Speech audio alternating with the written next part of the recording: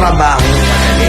Wala kang karapatang maliitin yung trabaho ng iba. Yung iba sasabihin, gwardiya lang naman yan, rider lang naman yan, construction worker lang naman yan, gasoline boy lang naman yan, fast food crew worker lang naman yan.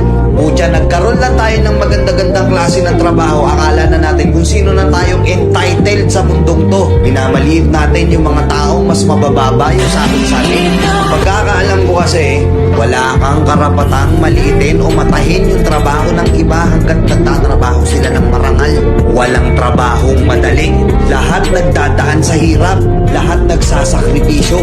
Kaya kung iniisip mong porket maganda-ganda yung trabaho mo, malaki-laki yung sinasahod mo, eh mamaliitin mo na yung mga trabaho ng mga taong nagtatrabaho na mas maliit yung sahod sa'yo. Mag-isip-isip ka. Baka bawiin sa'yo yan. Baka biglang bumaliktad yung mundo at sila naman yung umangat. Kahit anong trabaho mo, magpakumbaba ka pa rin.